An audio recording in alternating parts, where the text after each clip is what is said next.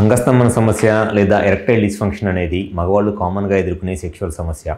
అయితే చాలామంది మగవాళ్ళు ఈ అంగస్తంభన సమస్య లేదా ఎరెక్టైల్ డిస్ఫంక్షన్ ప్రాబ్లంతో సెక్షువల్గా ఇబ్బంది పడుతున్నా వాళ్ళు అసలు ఆ ప్రాబ్లం రావడానికి గల కారణం ఏమిటి అనేది తెలుసుకోకుండా ప్రతి ఒక్కళ్ళు PDE5 ఇన్హిబిటర్స్ అంటారు, దాన్నే వైగ్రా ట్యాబ్లెట్స్ అంటారు. చాలామంది ఎక్కువ డోసులో ఈ వైగ్రా ట్యాబ్లెట్స్ వాడతా అవసరం లేకుండా కూడా ఆ ట్యాబ్లెట్స్ వేసుకుంటా సెక్షువల్గా చాలా రకాలుగా నష్టపోతున్నారు.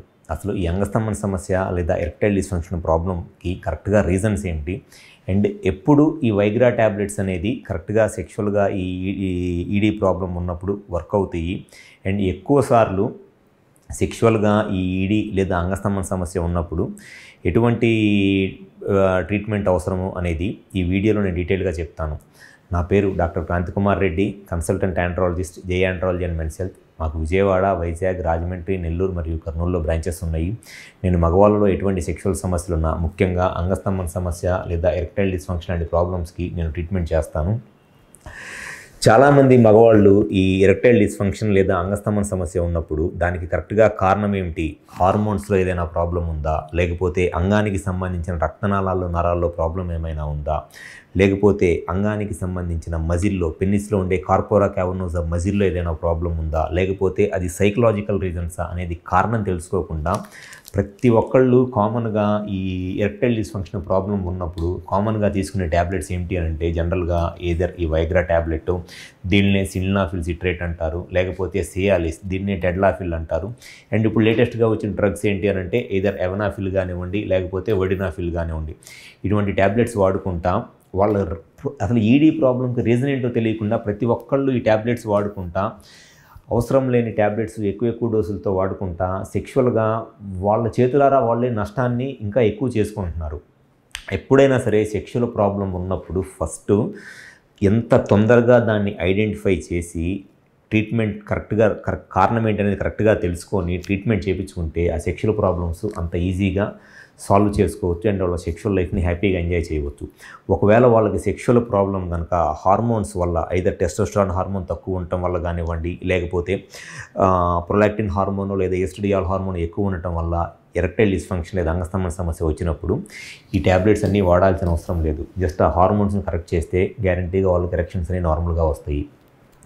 ఒకవేళ సైకలాజికల్ రీజన్స్ వల్ల స్ట్రెస్, యాంగ్జైటీ, పర్ఫార్మెన్స్ యాంగ్జైటీ లేదా ఫీర్ ఆఫ్ ఫెయిల్యూర్ అంటారు, సెక్స్ చేయలేనేమో అనే ఒక భయంతోనో, లేకపోతే సెక్షువల్గా పార్ట్నర్ సాటిస్ఫై అవ్వదు అనే ఒక భయంతోనో, లేకపోతే అంతకుముందు 1 లేదా 2 సార్లు సెక్షువల్గా ట్రై చేసి ఫెయిల్ అయిపోవటం వల్ల, పర్ఫార్మెన్స్ యాంగ్జైటీ వల్ల, సైకలాజికల్ రీజన్స్ వల్ల ఎరెక్షన్ రావట్లేదు అనుకోండి, అటువంటి వాళ్ళలో సెక్షువల్గా కౌన్సిలింగ్ చేసి కొంత పార్ట్నర్ సైడ్ నుంచి కొంత అష్యూరెన్స్ రావటము అండ్ పార్ట్నర్ సైడ్ నుంచి కొంత ఎక్స్ట్రా సపోర్ట్ వచ్చి 1 లేదా 2 సార్లు వాళ్ళు సెక్షువల్గా ట్రై చేస్తే డెఫినెట్గా వాళ్ళకి అసలు ఈ మెడిసిన్స్ ఇట్లాంటివన్నీ ఎటువంటి అవసరం లేకుండా వాళ్ళ సెక్షువల్ లైఫ్ని హ్యాపీగా ఎంజాయ్ చేస్తారు.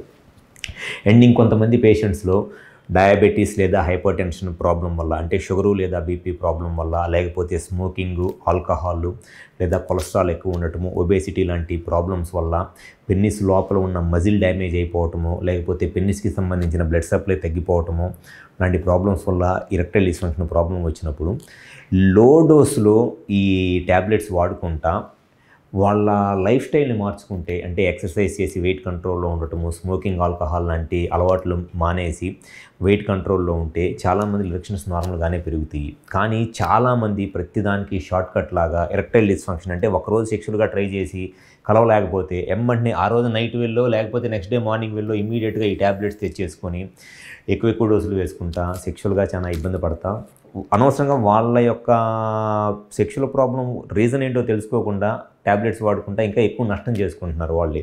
సో ఎప్పుడైనా సరే సెక్షువల్ ప్రాబ్లం ఏదైనా ఉన్నప్పుడు ఫస్ట్ వైగ్రా ట్యాబ్లెట్స్ కాదు వాడాల్సింది, ఒక క్వాలిఫైడ్ ఆండ్రాలజిస్ట్ని కలిసి రీజన్ ఏంటి అనేది తెలుసుకొని ఆ రీజన్ని ట్రీట్మెంట్ చేయించుకున్నట్లయితే డెఫినెట్గా సెక్షువల్గా ఎటువంటి ఇబ్బందులు లేకుండా వాళ్ళ సెక్షువల్ లైఫ్ని హ్యాపీగా ఎంజాయ్ చేయవచ్చు. మాకు విజయవాడ, వైజాగ్, రాజమండ్రి, నెల్లూరు మరియు కర్నూలులో బ్రాంచెస్ ఉన్నాయి. ఎవరైనా ఈ ఎరెక్టైల్ డిస్ఫంక్షన్ ప్రాబ్లంతో లేదా అంగస్తంభన సమస్యతో సెక్షువల్గా ఇబ్బంది పడుతుంటే ఒకసారి మా హాస్పిటల్ నెంబర్కి కాల్ చేసి అపాయింట్మెంట్ తీసుకొని ఈ 5 ప్లేసెస్లో విజయవాడ, వైజాగ్, రాజమండ్రి, నెల్లూరు మరియు కర్నూలులో వచ్చి కన్సల్ట్ అవ్వండి. ఖచ్చితంగా మా దగ్గర ఎరెక్టైల్ డిస్ఫంక్షన్ ప్రాబ్లంకి ఫస్ట్ రీజన్ ఏంటి అనేది చెక్ చేసి రీజన్ని ట్రీట్మెంట్ చేయడం జరుగుతుంది. కాబట్టి డెఫినెట్గా వాళ్ళకి సెక్షువల్గా ఎటువంటి ప్రాబ్లం లేకుండా 100% సెక్షువల్గా వాళ్ళ లైఫ్ని హ్యాపీగా ఎంజాయ్ చేయవచ్చు. Thank you.